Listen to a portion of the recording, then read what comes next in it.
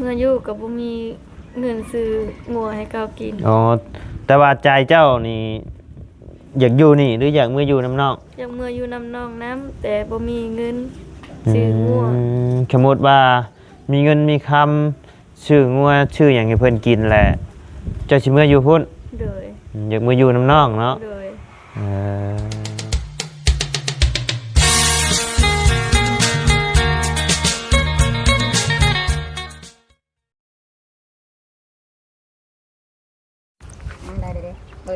มาพี่น้องเลยบริถือขาตั้งกล้องมาครับเยี่ยมยามสเตลก่อนพี่น้องเลยโอ้ยทำนี่อันนั้นเนี่ยกินกับคอยปุ่มยังมะเขือโอ้ยเนาะทักทายกับสบายดีเด้อเนาะพ่อแม่พี่น้อง FC เบิร์ดจุขู่สุคนเนาะบาวาชิวในและต่างประเทศก็ยินดีต้อนรับเข้าสู่ส่องบ่อไรคือเก่าพี่น้องเลยโดยใช่น้องสาวไปใช่ละอยู่ในห้องเอ้าอันนะไอ้กินนี่ข่อยเอิ้นกินนี่บ่แม่นอันน้องสาวจะบ่กินนี่นะฮะไผแช่นั่นน่ะแต่ว่าแม่นบ่เพราะว่าน้องสาวสเตลได้กินนี่โอ้ยไผแช่นั่นน่ะทำมือซื้อขนมคนน้องชาวที่ไทยเอาแม่นบ่เอาข่อยบ่ได้ชื่อเด้แล้วข่อยจังเอิ้นว่ามาพี่ข่อยคิดว่าน้องเจ้าได้สเตลเฮ็ดหยังตั้งแต่เราเปิดห้างไปได้มาอุดหนุนเราป้ามีอย่างแน่บัดนี้มีหลายอย่างไงได้บัดนี้เนาะเบิ้งฮะอุดหนุนเราดูอุดหนุนอย่างแน่บัดนี้เงินบ่มีจะกีบเด้นี่เซ็นไว้ก่อนเซ็นไว้นี่ยังเห็นอันนี้ขายแบบใดนี่2,000นี่มันคือยังนี่มันคือยังนี่ปลาหมึกบ่ข้าวนมเย็นดีอาหารญี่ปุ่นด้วยอาหารญี่ปุ่นจะเคยกินว่าอาหารญี่ปุ่นแกะให้กินด้วยอันเท่าไร2,000เครื่องในงัวบ่แม่นได้เอานี่หมูบ่ไก่บ่แกะดูมันคล้ายๆหมึกกบนี่บ่หมึกกรอบบ่หมึกกบอย่าเถียงสิอันกับว่าเคยกินกันเนาะว่ากันให้แซ่บแซ่บบ่กินกับข้าวได้คำเดียวเนี่ยตกจับดีนึงกว่ากล่องกันเนาะโอ้ยเก็บเนี้ยเห็นไหมกับจับมาเฮ้ยเก็บเนี้ยโอ้เก็บมาให้บ่เก็บกินนี่ตัวนี้ก็แซ่บนี่แม่นบ่แม่นดอกไข่ก่อยว่าโอ้ยให้ซิมไปเลยเนาะสิเชียร์ลายแน่นี่แบบนี้เขาต้องเอาแช่เย็นไว้บ่แม่นบ่แช่ก็ได้บ่มันต้องแช่กันได้ขนมนี่ต้องแช่เวลาเพิ่นมาซื้อเพิ่นก็อยากกินเย็นๆนะบ่ข่อยฮ้อนนี่ก็บ่กินได้ข่อยนมมันแช่แล้วบ่ใครนี่ฮะแช่แล้วจับรถได้มันคือเอาคมๆอ่ะฮะ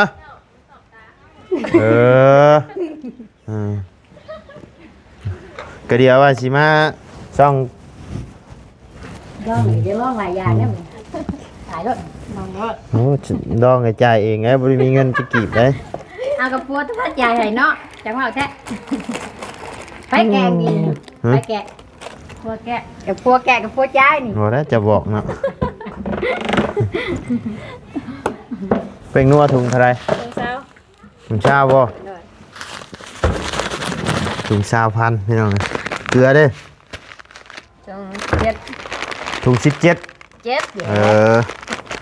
ใช้น้ำมันไหมมาเด้อแนวคัดหมอคัดอย่างก็มีเด้อพี่น้องเด้อมาอุดหนุนซอยสเตลเนี่ยบ่เราจะคือแกะออกในนี้บ่ก็ซื้อมาจังซี่จะซื้อมาจังซี่โอ้มันก็ติดกันมันก็ย่อยย่างขึ้นในนี่นะอันแต่ก่อนมันอยู่ในกรอบมันเนาะอันนี้ค่อยซื้อมาคัดผิวโดยเฉพาะแต่ว่าค่อยบ่ได้คัดนาวซื้อมาคัดผิวบ่นี่นะก็ไปหมดเลยเนาะบ้าเขาคัดถ้วยมาคัดผิวหันมันได้อยู่โอ้จักมันเกิดมนมาแล้วน่ะตา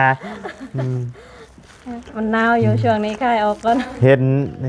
นยี่บ่สเตลนะ เห็นอยู่ หมักพริกถุงเท่าไร ต้องชิม ถุง10พริกถุง10พี่น้องเลยใช่ ป่ามาวันคายชิ้นแหงบ่ ขายชิ้นแห้ง เพิ่นว่าชิ้นแหง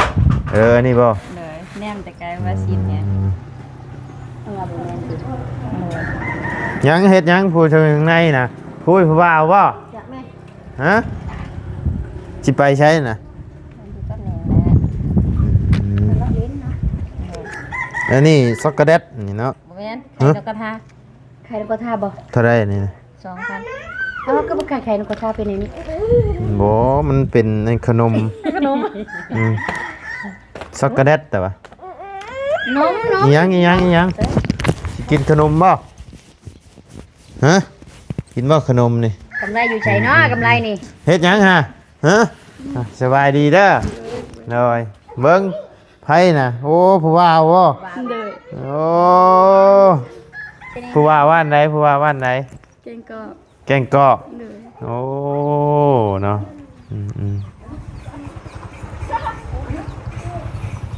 คุยกันตะลนนะบ่ โดนแล้ว เดินแล้ว เลย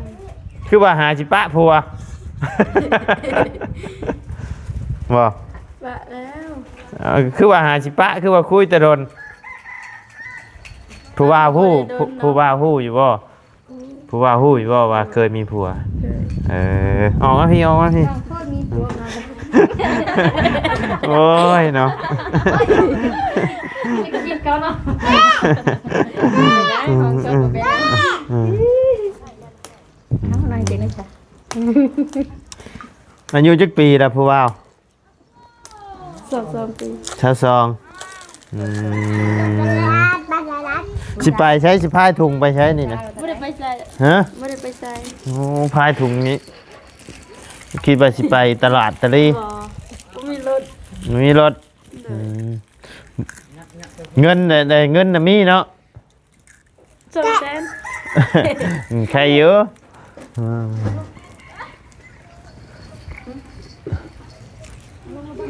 เราเสียเข่าไปขายบ่นั่นน่ะ เอาข่าวไปซียางรถแตกเอ้ยบีรถแตก กำลังมันกันถ้ากินกุ้งกินไก่ใช้แล้วหน้าเขาจะเจ้าผู้ดูลงนะ โอ้ยเบิ่งแน่นี่นะเราเป็นแม่ค้าขายเครื่องก็ไปใส่บ่ได้แล้วนี่ ปิดมือหนึงกับมันก็บ่เสียหายดอก ได้ขายอยู่บ่แต่ละมือ ก็ได้ขายเยอะแต่บ่มี ฮะ มันบ่มีเพิ่นบ่มีกำไรใช่ บ่มีทุนบ่มีกำไร คือว่าบ่มีทุนบ่มีกำไร มันบ่มีนะกินหนัก กินน้ำอยู่กินได้กินได้กว่านั่นอีกดิ กินไรก็ขาย กินได้ก็คายเออ บ่เป็นหยัง จะหนักกับมี นั่งดงก็ได้อยู่ทางนั้นก็นั่งดงก็ได้ มืดได้ มืดบ่แจ้งบ่ยังฮะ อันนี้มัน อืมบ่ได้เอาขาตั้งกล้องมาพี่น้อง ตั้ เอ้ ง ย ตั้งก็ได้ยาได้พี่น้องชิบรถได้ ดูหมดชิบ อืม ชิบรถเลยเด้อแซ่บบ่ อืม แซ่บ บอกผู้ว่าก่อนค่อยอัดคลิปก่อนบ่สิ โอ้ยเนาะเคยได้เคยอันผู้ว่าเคยมาหาอยู่บ่พุ่นนี้นะ บ่ ยังบ่เคย เลย อืม อยู่ไทย อยู่ไทยพุ่นป้าทุสิลงไปหาบ่บัดนี้ บ่มีปุ่มใบสมโนสิเฮ็ดบ้าน เอ้าบ่มีบ่ เลย เออและคิดว่ามาอยู่นี่สิไปเฮ็ดเบี้ยกเฮ็ดงานหยังบัดนี้ สิหาเฮ็ดเวียกอยู่แถวเวียง อยู่เวียงพุ่น เลย อยู่แถวสวรรค์เซโนนี่บ่เฮ็ดบ่ เงินเดือนล้านปลาย อยู่เวียงเงินเดือนเท่าไรจ้ะ เงินเดือน3 ล้านไปตอนนั้นเดือน3 ล้าน อืม มีสบายให้2ล้าน5เนาะล้าน5เนาะ ป่าแล้วแบบ มันก็แล้วแต่บางหม่องประมาณล้าน8 2 ล้าน2 ล้าน3 ล้านสตาร์ทเข้าใหม่ก็ประมาณบ่ว่าประมาณ2 ล้านนี่แหละ ช่วงหลังก็ยังดี เออ สมัยก่อยเฮ็ด 2018 8 แสน เออบ่ว่าตะกี้2000อัน 2018 2018ตะกี้เงินอัน800,000ก็เงินมันก็บ่ได้แน่นี่เด้สเตล เลย เป็นช่องแช กิ น นอยู่น้ำเขา คันว่าคืออันสมัยนี้800,000นี่ก็ประมาณ1,000ปลายถ้าเป็นเงินบาทพี่น้องเอ้ยประมาณ1,100ใช่อะประมาณ1,100 1,200เนาะประมาณนี้พี่น้องเอ้ย800,000นะสิไปหาเฮ็ดเวียกอยู่เวียงสิไปกับไผ ไปกับมือ หมู่คนในบ้านนี่บ่ บ้านเอง บ้านเอง เลย อืม เราอยู่เรือนพัวอยู่ซีโน อยู่ซิโนพุ เลย เจ้าเคยไปแล้วบ่ไปเฮ็ดเวียกอยู่เวียง เคย อืมไปเฮ็ดอยู่พุ่นได้จักปีเลย ผู้หอดทั้งเดือน มาฮอดเดือน เลย ไปบ่นี่สิอยู่ได้อยู่บ่ซะ ที่อยู่ได้อยู่ อ่าเป็นได้คือว่าอยู่บ่ฮอดเดือนเบียกนักหรือว่าคิดฮอดบ้าน ประมาณเวียกหันกับบ่ได้นั่งเฮ็ดตอนนั้นเนี่ยเฮ็ดเวียกอันนั้นหานบุฟเฟ่ต์ อืม และข้าวหันข้าวบูดข้าวให้กิน เขาให้กินข้าวบูด เลย เอ้าข้าวดีๆนะเพิ่นบ่ให้กินช่างว่าแทบอันนี้เนาะ บัดเอาให้ลูกค้ากินนะข้าวดีๆให้ลูกน้องกินข้าวบูด แม่ เออมันก็บ่คักปานใดได้ในนี่เนาะแล้วคิดว่ามื้อใดสิได้ลงไปเฮ็ด ยังบู้ให้หมู่ติดต่องานให้ โนยังให้หมู่ติดต่องานให้อยู่ เลย มีเวียกเฮ็ดไปกวนมันให้ข่อยเด้อ ไหลมือนึงจักพัน ฮะ วันละมือวะ บ้านละมื้อบ้านละบ้านละ24ชั่วโมงบ่แม่น12อืม เป็นชาซีวะ 24ก็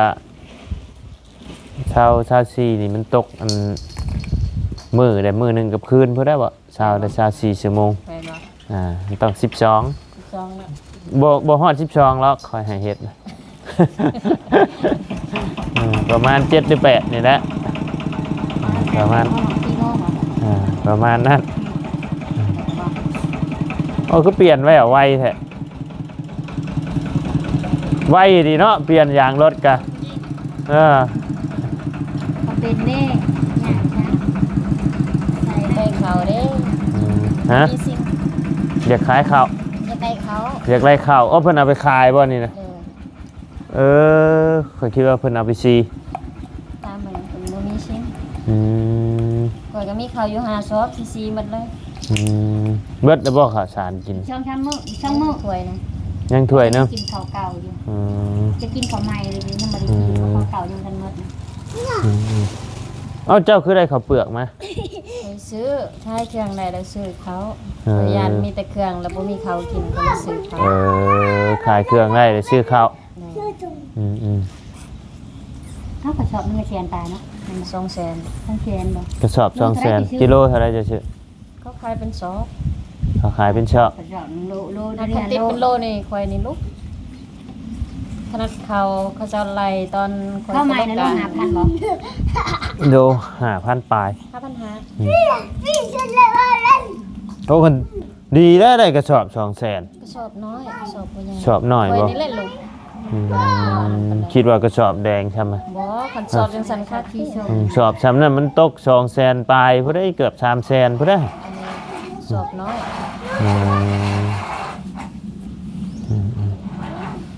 มันได้สิได้ทุนซื้อขนมต่อใช่ ก็บ่มีช่วงนี้บ่มีงดก่อนงดก่อนช่วงนี้บ่มี โอ้ย อันค่ะพวกนี้หมดก่อนเนาะ ใช่ ช่วงนี้งดก่อนช็อตอยู่ มันยังขายหมดเลย ผมจะฟันนี่นะ 2อันหัน โต 3,000 อันนี้บ่ตัวได้2อัน 3,000 อันนี้บ่2อัน 3,000 บ่2เพิ่งตัวนี้ก็เพิ่งตัวนั้น3,000 อันนี้บ่อันละอัน 3,000 เด้อ มีแต่2อย่างนี่น่ะ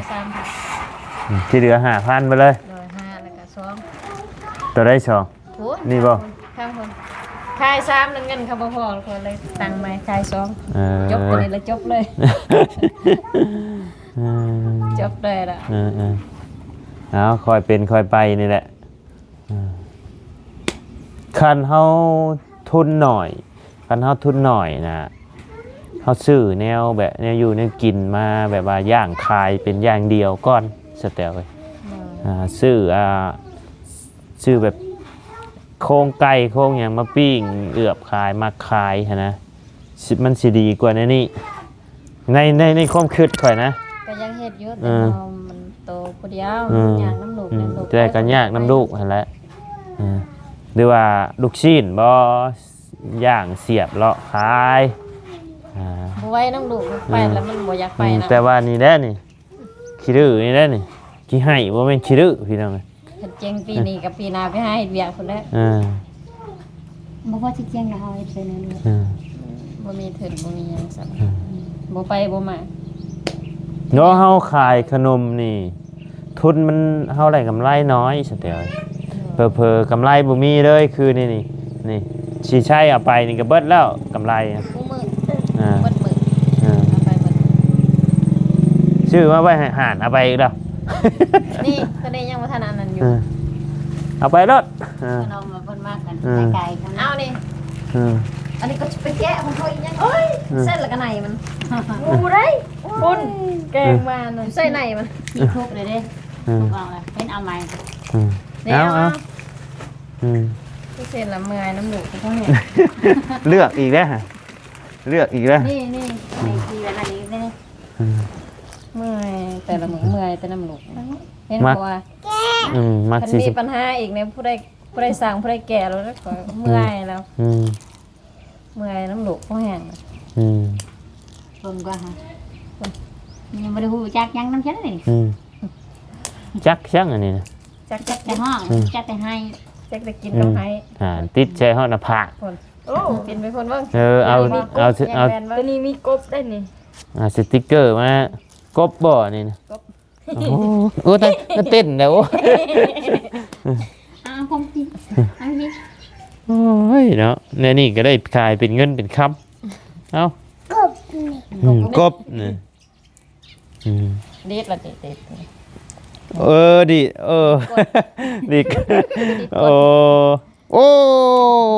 เว้ยจะไปหับอยู่พุ่นเด้อยับไป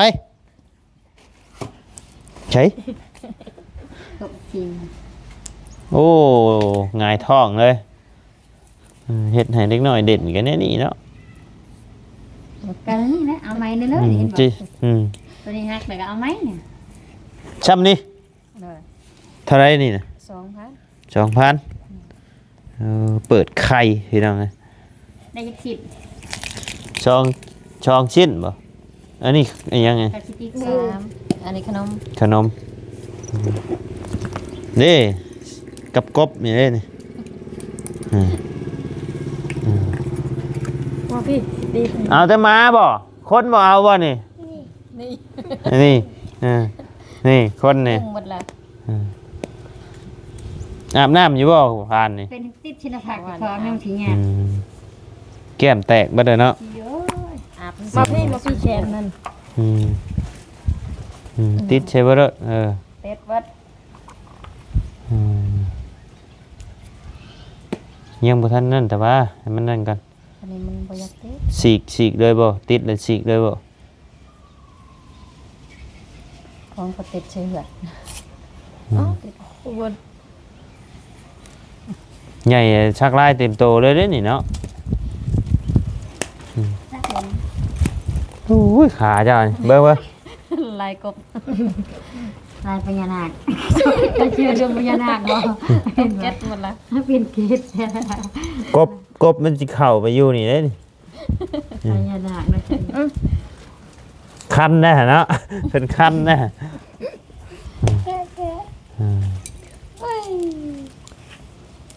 ต่อไปเลยได้ชาวงานเลย4,000เลยกำไรค่ะ กำไรบ่มีแล้วกำไร เป็นเช้าแล้วจะเช้า แต่เช้ามานี่นะ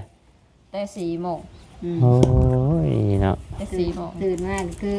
มีโควิดแล้ว บ่ได้กินแน่เนาะขนมบ่ดื้ออีหยังอันนี้ เอามือแจ๊ะเอา ทอกแล้วก็มือแจ๊ะเอาเฮ็ดเนาะ หมดละที่มัน มันบ่แม่นเนี่ยกันชื่นมันบ่ บ่ คือแบบนม บ่นมมันสิแตกใส่ปากสิชม แน่นะอย่ามาอันเป็นสารกันบูดอีหยังนะ เขามาแต่กรุงเทพเขาบ่ฮู้เอื้อยเอามาเขาว่าโอ้ไอ้แจวมันได้นี่เขาว่า เปิดจินเซมโดดคมครับหักแตนแซ่บบ่ไปเอาอีกผู้ไปเอามาอีกไป บ่อยากบอกเนาะนั่น พอแล้ว ขี้อยากบ่อยากบอกแล้วขี้ ไปเอามาอีก บ่ให้มันจักดินๆเดียวอยู่ดีแล้วทำให้มันเอากัน เบิดก็บ่ได้น่ะน้ำเต็มถุงอยู่ฮะ วัดกับ พอ พระ แล้วก็ลิ้นไข่มัน เอากบไปปิ้งไว้ก้นเบิดแล้วบ่ไอ้มันน่ะ เป็นหมดแล้วเท่านั้น เป็นทั้งหลังมันหกข้างหน้าบัดนี้เนาะ แล้วจะก็ซากใส่เอาไปคลายก็ได้อยู่ครับเต็ม เจ้าก็นอนอยู่นี่บ่หรือนอนอยู่น้ำพอน อนนี้ นอนนี่ นอนคนละห้อง นอนพุทธห้องเลยมันมีช่องห้องหรือสาม 2 ช่องเนาะ 3ทั้งห้องน้ำ คันมีมาอีกสิให้นอนอยู่ใช่บัดนี้ พากันเลี้ยงอยู่นอกเลย นอนน้ำกันในห้องกับ ห้องก็ใหญ่อยู่นอนในห้องเนี่ยนอนทำมือ อึดดอกหมองนอนน่ะ กบ เครียด เพื่อนใหญ่ชะมือเลยชื่อ โมเมนต์กบ กบ อืม จะฮู้จะได้บอกกบขี่กันขาดโอ้โหวันนี้ เครียดขาค่ำ คืออึ่งนะ แม่ก็หน่อยสิ เป็นจะเด็กหน่อยใครเนี่ยนะ แม่นแสดงว่าชุเจ้านี่บ่ได้มีไอ้สัมมนูวัดทองเลยนี่เนาะ บ่มีหมดทุกคนบ่มีหมด6 คน บ่มีบ่6คนเลย โดย โอ้อยากเฮ็ดบัตรเฮ็ดเบอร์ไปแบบเฮาอยากเปิดนั่นเปิดนี่เฮ็ดหันเฮ็ดนี่ก็ บ่ได้ ลำบากเลยนี่เนาะ เห็น ยาก ว่า นะ ผู้ใดใจดีก็เฮ็ดให้เด้อหมด6 คนบ่มี เฮ็ดมันก็ยากได้สแตลเอ้ยแบบว่า ต้องมีคนเซ็นรับอยู่พุ่นน้ำอีกได้มันมีอยู่บ่ล่ะ บ่มี อ่า ก็ยังแล้วบ่มีน้องอยู่คนซั่น หรือว่าให้ทั้งพ่อเจ้าเพิ่นเซ็นรับว่าเป็น เป็นลูก เป็นลูกต้อง โอ้ย เซ็น แกะเถอะนัดกัน ชิวขึ้นนี่เกลียดน้องลูก ของจำอันเลยที พอแล้วแม่เจ้าบ่ได้กำไรเลยฮะ ลายเด้อปินวัด เอา ลิ้นไข่ค่ะ เอาตัวไรมาก็แกะเอาตัวไรมาก็แกะเบิดมือแล้วนี่ หมดเลยนี่ใส่นมนี่ ใส่นมงอนอะไรงอน เอาใส่นมไป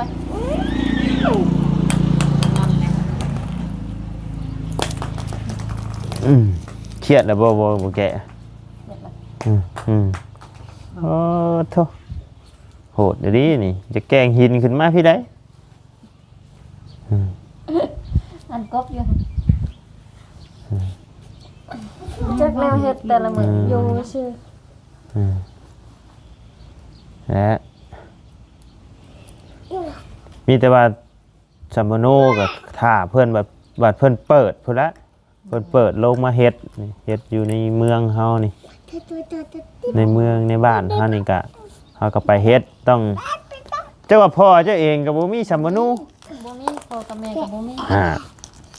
มีแต่คนบ่มีมาโฮมกัน เนาะต่างคนต่างบ่มีมันยากตัวนี้นะมันจักไผสิเป็นผู้เช่นรับเช่นห้องเจ้าเป็นลูกเต้าเล่าไผ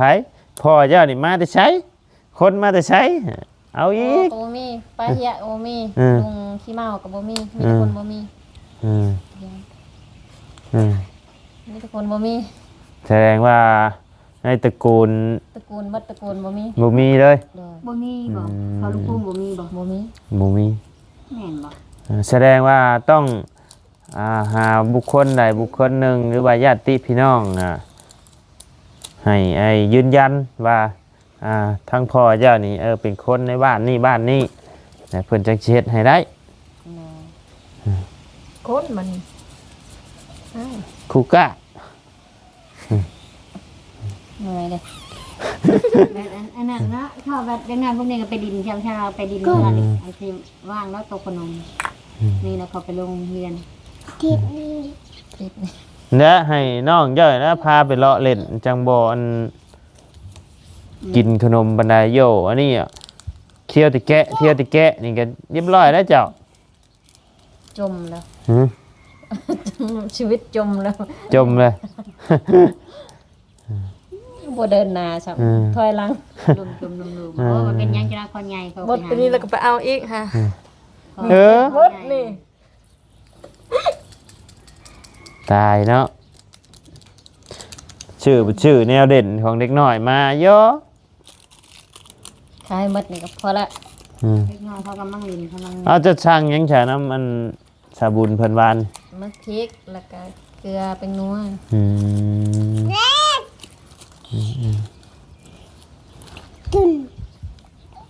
ชื่อแนวที่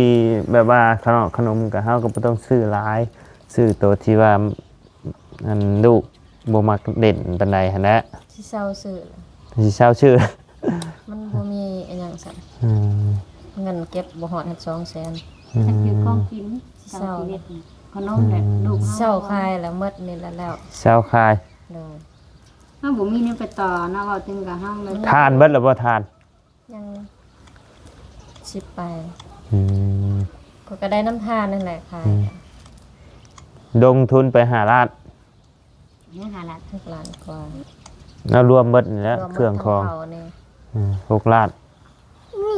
ลงทุนไป6 ล้าน แต่ตอนนี้เงินเก็บ200,000ยังบ่ฮอด เลย คุณยังบ่เห็น และอันเบิดนี่มันฮอดบ่หามันเบิดนี่มันฮอดบ่2 ล้านนี่ ก็คือสิกว่าอยู่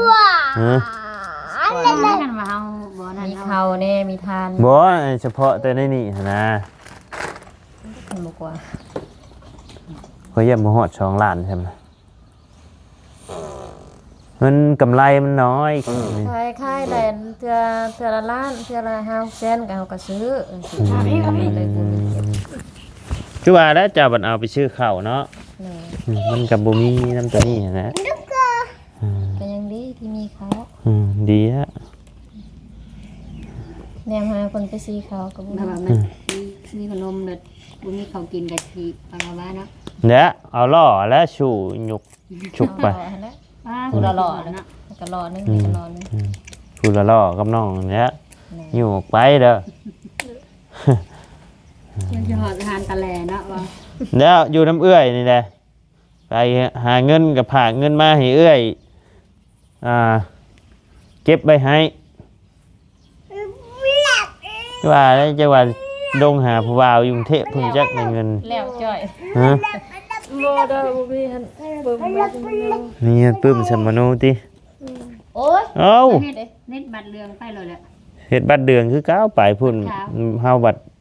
เฮ็ดเวียกเฮ็ดงานก็ลำบากอีก คนนี้ในสมุนไพรอันนี้เด็ดสิมือนี่ค่ะ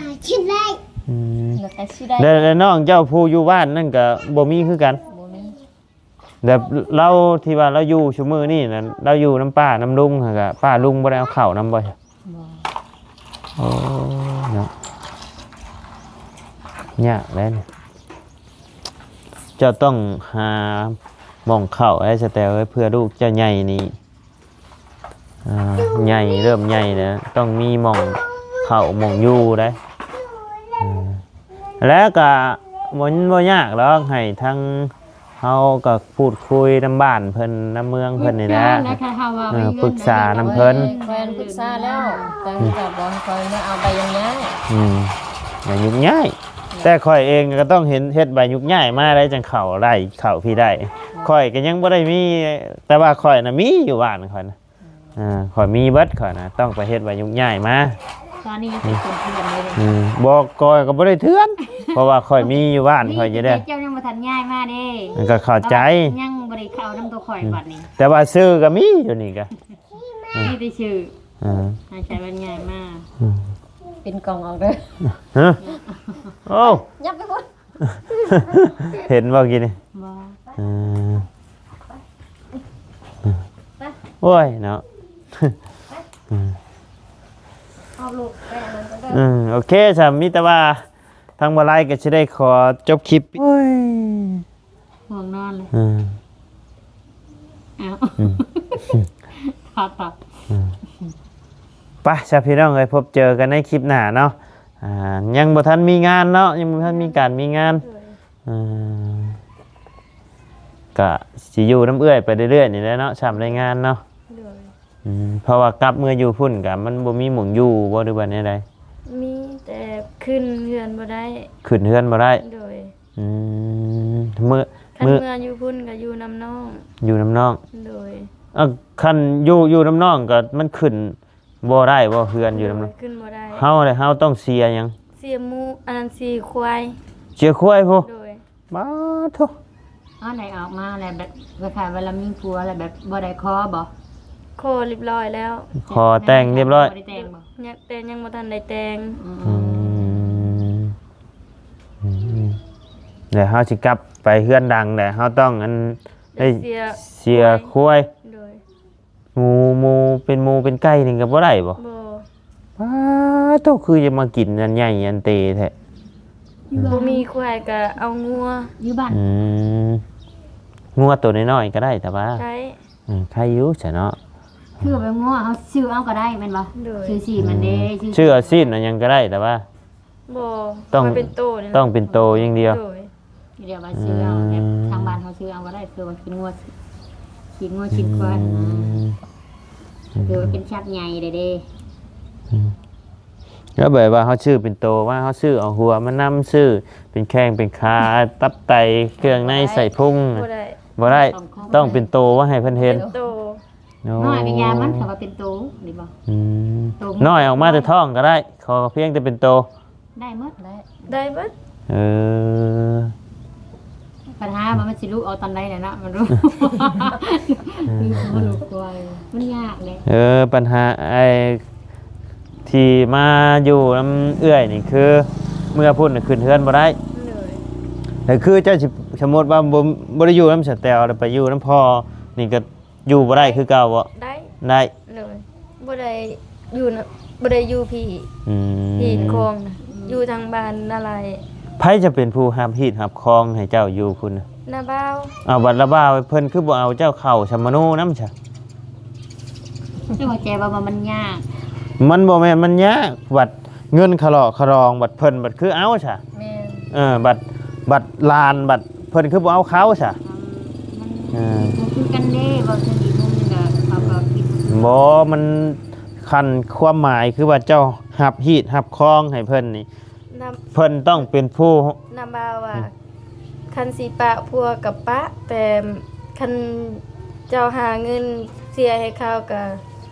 ค่อยรับได้ว่ะ หับได้ แต่ว่าความหมายมันนี่นะเพิ่นคือบ่เอาเจ้าเข้าสัมมโนหั่น เพราะ นะ พัวสิลินยาก็ให้อยู่นำเขาให้อดทนอยู่นำเขา อืม และน้องน่ะอดทนบ่ได้พัวลินยา ไผสิอดทนได้ น้อ เนาะ งก็บ่มีเงินซื้องัว อืม และสิไปพุ่นก็ยันนาบาวค่ะแม่ก็ยังถึกนาบาว ง่าย ตีวัวเลย เอ โห อ จะแตก สิไปพุ่นน่ะยันระวาวให้ยันระวาวฆ่า โดย ว่าดอกระวาวผู้ แล้วก็สิบ่มีเหตุผลขนาดนั้น เนาะ ป่านนั้นเพิ่นบ่ก็บ่แน่ได้เนาะพี่น้องเอ้ยเพิ่นนั้นคันเพิ่นน่ะ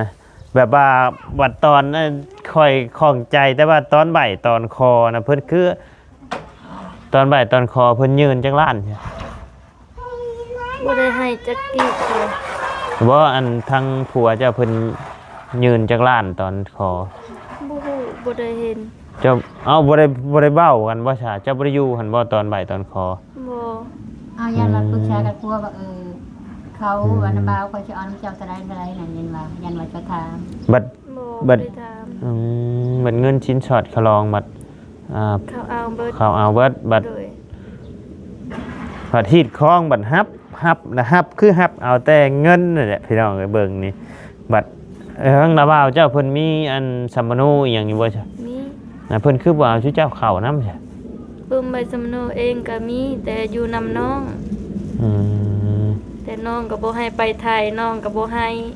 อ๋อน้ำน้องก็มีบ่เดี๋ยวนี้แต่ว่ามีชื่อเจ้าอยู่บ่ล่ะ มี อืม ยังมีซื้อ คันนั้นน่ะมันก็ง่ายอยู่คันมีฮะคิดว่าบ่มีหยังเลย มันก็บ่ง่ายมองเพิ่นบ่ให้นี่แหละ บ่ก็คือความหมายน้องอย่าบ่อยากให้ไปไทย แม่น อืมน้องอยากให้มื้ออยู่นำบ่เดี๋ยวนี้นะ เมื่ออยู่ก็บ่มี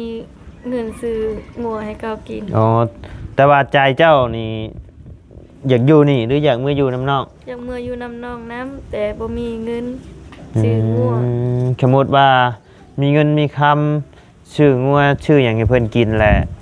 เจ้าสิมื้ออยู่พุ่น โดย อยากมื้ออยู่นำน้องเนาะ โดย เอองัวกับคู่มือนี่กับแพงดอกพี่น้องประมาณล้านหรือ2 ล้านนี่ก็มีพี่น้องเลยงัวประมาณ ประมาณประมาณ2 ล้านประมาณ2 ล้านน้อยๆเฮาก็เอาโตวบ่ใหญ่หั่นแหละพี่น้องเลยเอาคอยเก็บคอยหาไปก่อนและยืมน้ำเจ๊แตวนี่ ยืมน้ำเจ๊แตวนี่ เจ๊แตวก็หาจ่ายเพราะว่าอยู่เก็บ อ้าวมือจักสิหาจังไดหันไปแล้ว ชิวจังขึ้น คิดหลาย หลายชิวจังขึ้นบนอื่นก็บ่ขึ้นบนนี้สำคัญใครก็ โอ้ตาย ยัง เก่งเอาจังใดก็สู้ๆเด้อพังเบิ่งเนาะหาเงินหาคำได้แล้วก็ชื่องัวชื่อหยังให้เพิ่นกินแล้วก็อยากกลับมืออยู่พุ่นเนาะจักมืออยู่น้ำน้อง โดย ข้าวน้ำกินจังได๋ซะมือเฮามืออยู่พุ่น กินน้ำบ่าวให้หน้าก็มีแต่บ่มีรถ อยากอย่างนี้ไม่หาเงินจ้างเอากว่าจ้างไทยค่ะ ตัวหน้าเนี่ยมันบ่ยากนะคะมีเงิน บ่อยาก มันคาน้ำตัวงอนี่แหละ ไปใช้ก็ยาก ไปใช้ก็ตามพี่น้องเอ้ยยากน้ำเงินนี่แหละอย่างเช่น ยากน้ำเงินนี่เสมอพี่น้อง ย่างไปกับว่าคนที่บ่าว ก่อนยังนี่ไม่ค่อยละเอาแล้ว เปิดก็บ่ได้ให้ละ